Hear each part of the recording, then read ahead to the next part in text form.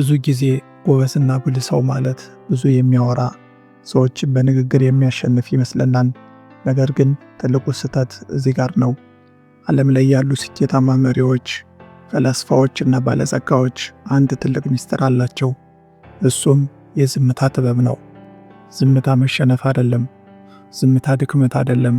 ዝምታ ተቃዋሚህን ግራ የምታጋባበት፣ ክብርህን የምታስጠብቅበትና ሰዎችን የምታዝበት ድብቅ መሳሪያ ነው። ዛሬ በዚህ ቪዲዮ ዝምታን በመጠቀም እንዴት በሰዎች ላይ ተጽዕኖ መፍጠር እንደምትችል 4 ነጥቦችን እነግርሃለሁ። እስከ መጨረሻው ተከታተለኝ። ነጥብ 1 ግራ የማጋባት ኃይል። ሰዎች ጸጥታን ይፈራሉ። በአንድ ክፍል ውስጥ 2 ሰዎች ዝም ብለው ከተቀመጡ ከጥቂት ሰከንዶች በኋላ አየሩ ይከብዳል። ይህ የከበደ ጸጥታ ለብዙዎች የማይመችና የሚያስጨንቅ ነው። ታዲያ ብልህ ሰው ይህንን ጭንቀት እንደ መሳሪያ ይጠቀምበታል። እንዴት መሰለህ? አንተ ያንን ዝምታ ለመስበር ካልቸኮልክ ሌላኛው ሰው መጨነቅ ይጀምራል። ያኔ ያን ጭንቀት ለማስወገድ ሲል አላስፈላጊ ወሬዎችን ማውራትና ሚስጥሮችን መዘርገፍ ይጀምራል። ለምሳሌ በድርድር ወቅት አንድን ዕቃ ልትገዛ ፈልገህ ዋጋ ተነገረህ እንበል። ዋጋው ውድ ነው ብለህ ከመከራከር ይልቅ ዋጋው እንደተነገረህ ዝም ብለህ የሻጩን ዓይን ተመልከት። ምንም አትናገር። ሻጩ በዝምታ ይረበሻል። አልተስማማም ማለት ነው ብሎ ያስባል። ያንን ጸጥታ ለመስበር ሲል ብቻ እሺ እንግዲህ ላንተ ስለሆነ ቅናሽ አደርጋለሁ ብሎ ሳይጠየቅ ዋጋ ይቀንስልሃል። ሌላ ምሳሌ ልንገርህ። አንድን ሰው ጥያቄ ጠይቀኸው መልሱ ካላረካህ ደግመህ አትጠይቀው። ይልቁንም መልሱን እንደጨረሰ ዝም ብለህ ዓይኑን እያየ ጠብቀው።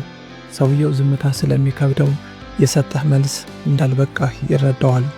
ያኔ ያንን ክፍተት ለመሙላት ሲል መናገር ያልፈለገውን ዝም ብሎ መዘርገፍ ይጀምራል።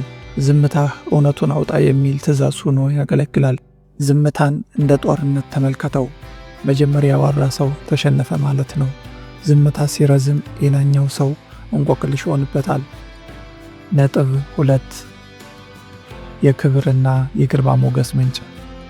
በጣም የምታወራ ከሆነ ሰዎች ስላንተ ሁሉንም ነገር ያውቃሉ። ሁሉንም ነገር የሚያውቁብህ ከሆነ ደግሞ አይፈሩህም። ለምሳሌ በትልቅ ስብሰባ ላይ ወይም በጓደኞች መሃል ትንሹን ነገር እንኳን ለመናገር የምትቸኩል ከሆነ ዋጋ ይቀንሳል። ነገር ግን ዝም ብለህ የምታዳምጥና መጨረሻ ላይ ጥቂት ግን ትልቅ ቃላትን የምትናገር ከሆነ ንግግርህ እንደ ወርቅ ይከበራል።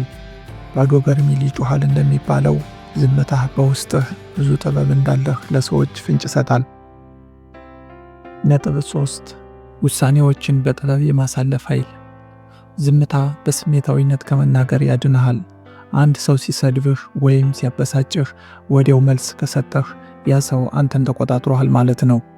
ለምሳሌ አንድ ሰው ሊያበሳጭህ ሲሞክር ዝም ብለህ ለጥቂት ሰከንዶች ዓይኑን እያየ ጠብቅ። ይህ ዝምታህ አንተ የምትለው ነገር እኔን አይነካኝም የሚል መልእክት ያስተላልፋል። ተቃዋሚህ በዝምታህ ይበሳጫል፣ አንተ ግን ቁጥጥሩ በእጅህ ይሆናል። በንዴት ጊዜ ዝምታን መምረጥ በኋላ ላይ ከሚመጣ ጸጸት ያድናል። ነጥብ 4 ሰዎችን የማንበብ ዕድል። አንድ ትልቅ እውነት ልንገርህ፣ አፍህ ክፍት በሆነ ቁጥር ጆሮህና ዓይንህ ይዘጋል።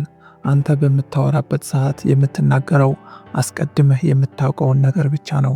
ነገር ግን ዝም ብለህ ስታዳምጥ እስካሁን የማታውቀውን አዲስ ዓለም ታገኛለህ። ዝምታ የሰዎችን ድብቅ ማንነት የምታይበት የማጉያ መነጽር ነው። ለምሳሌ በሥራ ቦታ ወይም ከደንበኛ ጋር ስትነጋገር ጥያቄህን ጠይቀህ ዝም በል። ሰውየው መልስ ሲሰጥህ ንግግሩን አታቋርጠው። እሱ ሲያወራ አንተ ዝም ብለህ ስትታዘብ ሰውየው ካሰበው በላይ ብዙ መረጃ ያወጣል። ሳያውቀው ድክመቱን፣ ፍላጎቱንና ስጋቱን ይነግርሃል።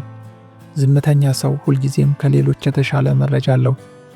በመጨረሻም ወንድሜ፣ ዝምታ ማለት አትናገር ማለት አይደለም። ዝምታ ማለት የምትናገረውን ቃል መምረጥ ማለት ነው። በሕይወትህ ዝምታን እንደ መከለያ ሳይሆን እንደ መሳሪያ ተጠቀምበት። ይህ ቪዲዮ ከጠቀመህ ሰብስክራይብ በማድረግ ቤተሰብ ሁን።